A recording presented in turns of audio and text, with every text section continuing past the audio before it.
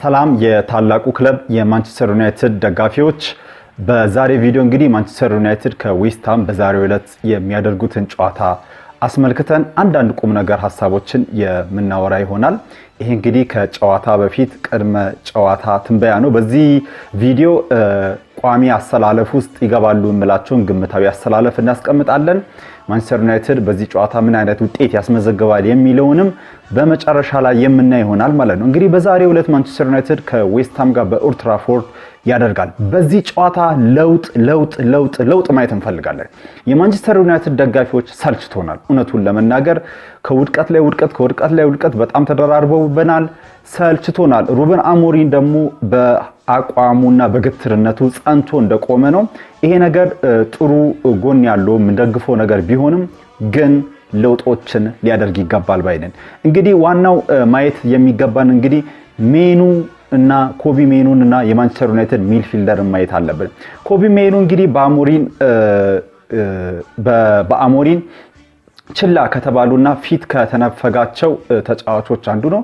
ኮቢ ሜኑ እንግዲህ በጣም ትልቅ ታለንት የሆነ ተጫዋች ነው። ምን አይነት አቋምና ምን አይነት ችሎታ እንዳለው እስከ ዩሮ ፍጻሜ ከእንግሊዝ ብሔራዊ ቡድን ጋር አብሮ በመሄድ የኤፍኤ ካፕ ፍጻሜ ላይ ሲቲ ላይ ያስቆጠራት ጎል ታስታውሳላችሁ።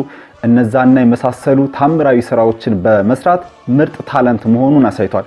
ይሄን ታለንት ሩበን አሞሪም እንግዲህ ላለማሳደግና ባረጀው እና በኮሰመኖ በካሲሜሮ ለመቀጠል ወስኗል። ከካሲሜሮ ጋር እንግዲህ ፊውቸር የለውም። ማንቸስተር ዩናይትድ ካሲሜሮን ይዞ ፊውቸር የለውም። የ34 ዓመት ጎረምሳን ይዞ ምንም አይነት ፊውቸር የለውም። ከሜኑ ጋር ግን ከ20 ዓመቱ ወጣት ኮቢ ሜኑ ጋር ግን ማንቸስተር ዩናይትድ ፊውቸር አለው። ለዚህም አሞሪም ለውጥ ሊያደርግ ይገባል ባይነን። እንግዲህ አሞሪም አንድ ነገር ማለት ፈልጋለሁ። አሞሪም እየዋሸ ነው። የማንቸስተር ዩናይትድ ደጋፊዎችን እኛን አሞሪም እየዋሸን ነው ወይም አሞሪም ውሸታም ነው ማለት ፈልጋለሁ። እንግዲህ አሞሪም ምን ብሏል ስለ ኮቢ ሜኑ? ኮቢ ሜኑ በጣም ጥሩ እየተጫወተ ነው። ትሬኒንግ ላይ ጥሩ ትሬኒንግ እያደረገ ነው። እየመረጥኩት ያልሆንኩት ያለበት ምክንያት ለዛ አይደለም፣ በሌላ ነገር አይደለም። ግን ትሬኒንግ ላይ ቋሚ አስተላለፍ የመግባት ችሎታ ያለውን ትሬኒንግ እያሳየኝ ነው ባለ በሳምንቱ ምን ብሏል? አይ ኮቢ ሜኑ እንግዲህ ልመርጠው አልችልም፣ ምርጥ 11 ተጫዋች ውስጥ ላካትተው አልችልም፣ ምርጥ ተጫዋች አይደለም የሚል አስተያየት ሰጥቷል። አንድ ሳምንት ላይ ምርጥ ትሬኒንግ እያሳየ ነው፣ ምርጥ ተጫዋች ነው ካለ በኋላ በቀጣዩ ሳምንት ደግሞ አይ ሜኑ ጥሩ ተጫዋች አይደለም የሚል እንግዲህ አስተሳሰብና አመለካከት እንዳለው እያሳየ ነው አሞሪም ኮቢ ሜኑ ላይ ጨክኖበታል። እኛ ማንቸስተር ዩናይትድ ደጋፊዎች ደግሞ ኮቢ ሜኑ ሲሰለፍ ማየት እንፈልጋለን። ኮቢ ሜኑን መሸጥ ማለት የማንቸስተርን አይዴንቲቲ፣ የማንቸስተርን ማንነት፣ የማንቸስተርን ስነ ልቦና መሸጥ እንደማለት ነው። ምክንያቱም ራሽፎርድን ከአካዳሚ ወጣውን ሸጠናል፣ ሜሰን ግሪንውድን የመሰለ ተጫዋች አተናል እና የተለያዩ ከአካዳሚ የወጡ እነ ማክቲሞኒን የመሳሰሉ ለቡድኑ ደም የሚሰጡ ተጫዋቾችን አተናል። ከአካዳሚ የመጣ ታለንት ያለው ትልቅ ተጫዋች መሆን የሚችለው ኮቢ ሜኑ ነው። እንግዲህ አሞሪም በዚህ ጨዋታ ላይ ስለ ኮቢ ሜኑ ምን ይወስናል የሚለውንና እኔ ምን አስቤያለሁ ባሰላለፉ ላይ የሚለውን አብረን የምናይ ይሆናል ማለት ነው። እንግዲህ ካሲሜሮ እና ብሩኖ የማንቸስተር ዩናይትድ ሚድፊልድን ላለፉት 2-3 ወር ሊጉ ከተጀመረ ሲመሩ ቆይቷል። እንግዲህ ሁለቱም እንግዲህ አሞሪም ምን አለ? የትኛውም ተጫዋች ደካማ አቋም ካሳየ ቀጣይ ጨዋታ ላይ ይቀየራል። በአቋምና በችሎታና በምርጥ ተጫዋችነት ብቻ ነው ማሰልፈው አለ። ግን እስቲ ወገኖች ልብ ብለን እዚህ ጋር አንዴ እንመልከት። ልብ ብለን ስንመለከት ማንቸስተር ዩናይትድ ከኤቨርተን መሃል ሜዳው በጣም ደካማ፣ ማንቸስተር ዩናይትድ ያለፈው ጨዋታ ከክሪስታል ፓላስ ጋር ብናሸንፍም በጣም ደካማ የሆነ የመሃል ሜዳ እንቅስቃሴ፣ ከኖቲንጋም ፎረስት ጋር በጣም ደካማ የሆነ የመሃል ሜዳ እንቅስቃሴ፣ ከብሬንትፎርድ ጋር በጣም ደካማ የሆነ የመሃል ሜዳ እንቅስቃሴ በካሲሜሮና በብሩኖ ተመልክተናል። ግን እነዚህ ተጫዋቾች በሚቀጥለው ጨዋታ ላይ ሊተኩና ሊቀየሩ አልቻሉም። ይሄ ደግሞ በጣም አሳዛኝ ነገር ነው። እንግዲህ ሚድፊልዱን ቶሎ ካላስተካከለ አሞሪም የመሰናበቻ ትኬቱን የሚቆርጥበት የሚድፊልዱ ነው። ጃንዋሪ ላይ ተጫዋቾችን በመግዛት በማጠናከር ሜኑን ቢለቅም ባይለቅም ሚድፊልዱን ሊያስተካክል ይገባል ማለት ነው። እንግዲህ ሚዲያዎች ደግሞ ስለ ሜኑ ጠንክሮ እየጠየቁ ነው። ጠንከር አድርጎ አሞሪንን እንግዲህ በፕሬስ ኮንፈረንሱ ላይ እያበሳጩ እያናደዱት ነበር፣ ስለ ሜኑ በየሳምንቱ በመጠየቅ ማለት ነው። እንግዲህ ማንቸስተር ዩናይትድ የዚህ ሳምንት ላይ የተጎዱ ተጫዋቾች አሉ። ከነዚህ ከተጎዱ ተጫዋቾች ዝርዝር ውስጥ ስንመለከት ማጓየር እና ቤንጃሚን ሼሽኮ እነዚህ እንግዲህ በዚህ ጨዋታ እንደማይገኙና እንደማይሳተፉ ሙሉ በሙሉ የተረጋገጠ ተጫዋቾች ናቸው። ግን አሞሪን በፕሬስ ኮንፈረንሱ ላይ እንደዚህ ብሏል፣ 2 ተጫዋቾች በዚህ ጨዋታ ላይ ላይገኙ ይችላሉ ብሏል። እንግዲህ እነዚህ ተጫዋቾች እነማን እንደሆኑ ግልጽ አድርጎ አልተናገረም።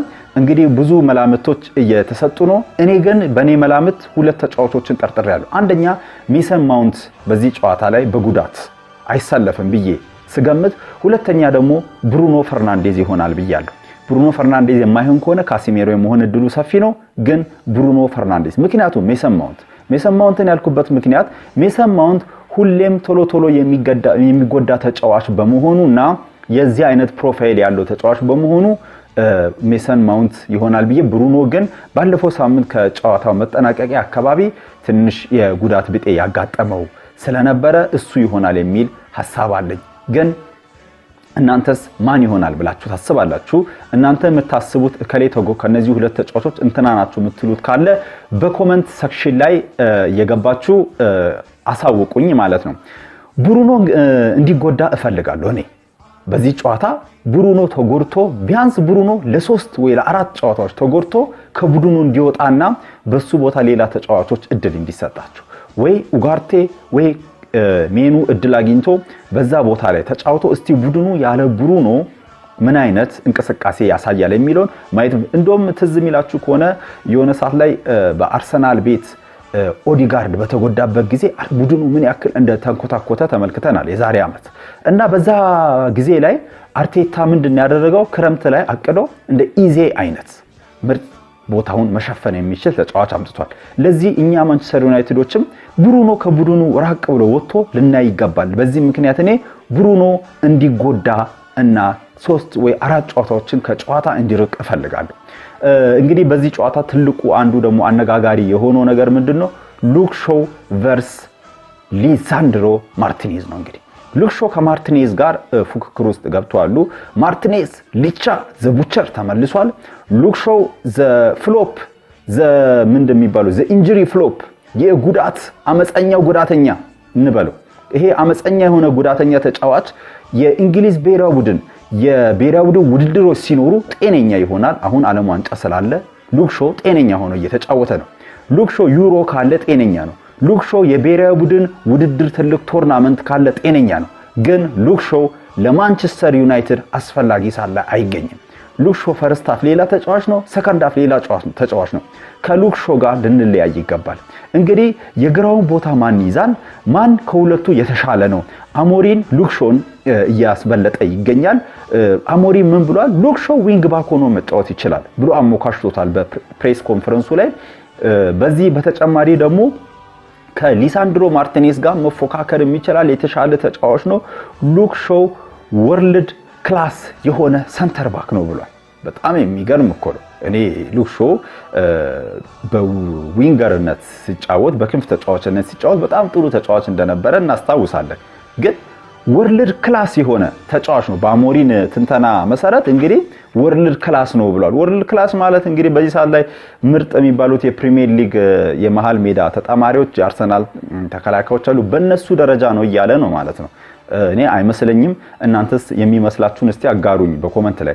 እንግዲህ ወደ ዛሬው ጨዋታ ስንመለስ ዌስትሃም ስናያቸው ብዙ ጎል የማይገባባቸው ቡድን ናቸው። ሎ ብሎክ የሚጫወቱ ቡድን ናቸው እና ብዙም የማይሸነፉ ብዙም ነገሮችን አመጣጥነው የሚሄዱ ተጫዋች ናቸው። ማንቸስተር ዩናይትድ ደግሞ እንደዚህ አይነት ቡድኖች ይከብዱታል። ዌስትሃም ዛሬ ማንቸስተር ዩናይትድን በጣም የመፈተን እድሉ ሰፊ ነው ብዬ ገምታለሁ። እንግዲህ ማንቸስተር ዩናይትድ በፕሪሚየር ሊጉ 13 ጨዋታዎችን ተጫውቶ በ21 ነጥብ 9ኛ ደረጃ ላይ የሚገኝ ሲሆን የዛሬው የማንቸስተር ዩናይትድ ተጋጣሚ ዌስትሃም ደግሞ 13 ጨዋታዎችን ተጫውቶ በ11 ነጥብ 18ኛ ደረጃ ላይ ነው የሚገኘው። እንግዲህ ያለፉትን 5 ጨዋታዎች ስንመለከት ከኋላ ወደ ፊት ከሩቁ ወደ ቅርቡ ስንመጣ ማንቸስተር ዩናይትድ አሸነፈ፣ ተሸነፈ፣ አሸነፈ፣ አቻ ወጣ፣ ተሸነፈ፣ አሸነፈ።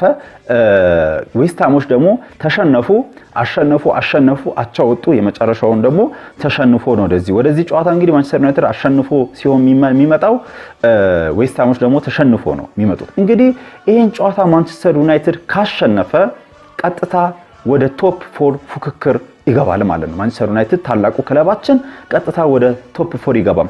ወደ ቶፕ 4 የሚገባው ምንድነው? ካሸነፈ ይህን ጨዋታ ወደ 5ኛ ደረጃ መምጣት ይችላል። ከቼልሲ ከአስቶን ቪላ ጋር በ24 ነጥብ ተስተካክሎ በጎል ክፍያ ብቻ በመበለጥ 5ኛ ደረጃን ይይዝ ይችላል ማለት ነው። ለዚህም እንግዲህ ማንቸስተር ዩናይትድ ይሄን ጨዋታ ማሸነፍ የግድ ነው ማለት ነው። በዚህ ጨዋታ እንግዲህ እኛ የማንቸስተር ዩናይትድ ደጋፊዎች፣ ቀያ ሰይጣን ደጋፊዎች በዚህ ጨዋታ ምን እንፈልጋለን? ለውጥ እንፈልጋለን። ማንቸስተር ዩናይትድ ሩበን አሞሪም እያደረገው ያለው ነገር እኔ በበኩሌ ሰልችቶኛል። በጣም ሰልችቶኛል። አንደኛ ግትር ነው። ሁለተኛ ልምድ ያላቸው ተጫዋቾችን በጣም አብዝቶ ይጠቀማል። ይሄ ደግሞ ምንድነው? ጊዜያዊ ውጤት ብቻ ነው የሚያመጣለት። ተተኪ ተጫዋቾችን እየተጠቀመ አይደለም። ለምሳሌ እነ ሜኑ፣ ራሱ ዶርጉ፣ ሌላ ደግሞ ራሱ ማን ነው ዮሮን እንግዲህ ብዙ ጊዜ ጥፋት ባጠፋ ቁጥር ዮሮ ላይ ጫን ያለ እርምጃ ሲወስድ እየተመለከትን እንግዲህ ወጣት ተጫዋቾችን አብዝቶ እየተጠቀመ እነ ማጓየርን እነ ካሲሜሮን እነ ብሩኖን እንግዲህ እነዚህ ከማንቸስተር ዩናይትድ ጋር ረጅም ርቀት ላይጓዙ የሚችሉ ተጫዋቾችን እያስበለጠ ወጣቶቹን ወደ ኋላ ያደረገበት ያለ ነው። እነ ሄቨን የመሳሰሉ ምርጥ ተከላካዮች እድል እያገኙ አይደሉም።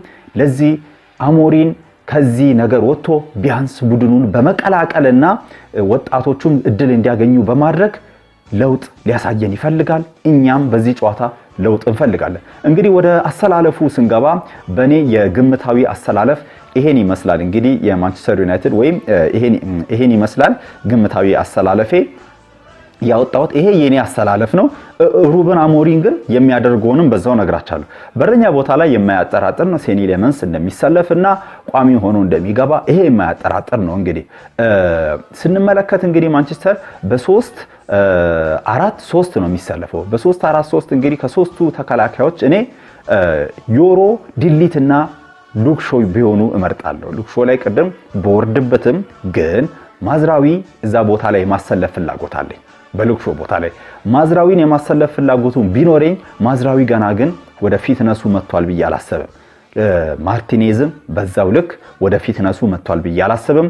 ገና ለቦታው ሉክ ሾውን ማርቲኔዝ መፎካከር የሚችል ተጫዋችና የሚበልጥ ተጫዋች ነው ብዬ ባስብም ግን ፊትነስ ዋይዝ ማርቲኔዝ ገና ስለሆነ ሉክ ሾውን አሰልፍ ያለው። ድሊት የመሃል ተከላካይ ግድ ነው፣ ሰንተር ባክ። ዮሮ ግን ግድ ዮሮ መሰለፍ አለበት።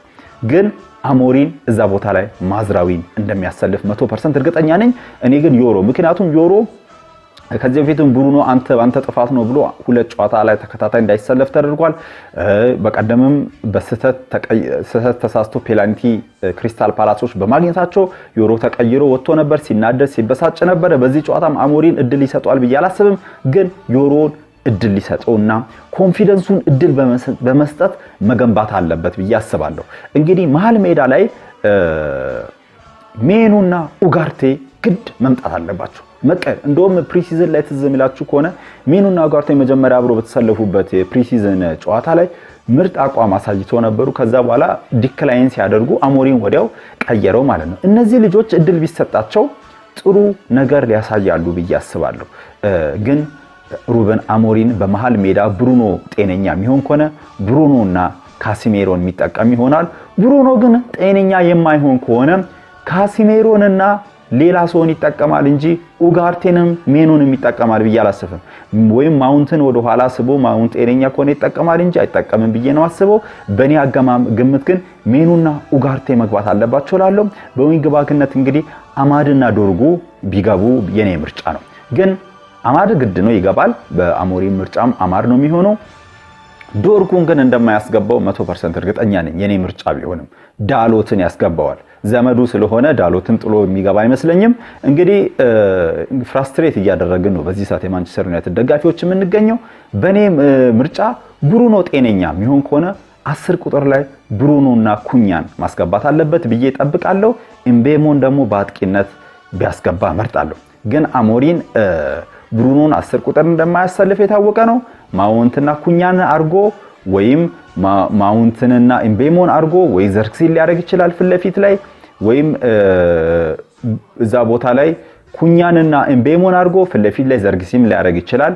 የአሞሪን አይታወቅም። እኔ ግን ፍለፊት 3 ላይ ብሩኖ ኩኛና ኤምቤሞ እንዲሆኑ ፈልጋለሁ። ለዚህ በእኔ አስተላለፍ ላሜንስ፣ ዮሮ፣ ድሊት፣ ሉክሾው፣ ሜኑ፣ ኡጋርቴ፣ አማድ ዶርጉ፣ ብሩኖ ኩኛና ኤምቤሞ የሚሆኑና ቢሆኑ ይሻላል ብዬ በእኔ ግምት አስቀምጣለሁ።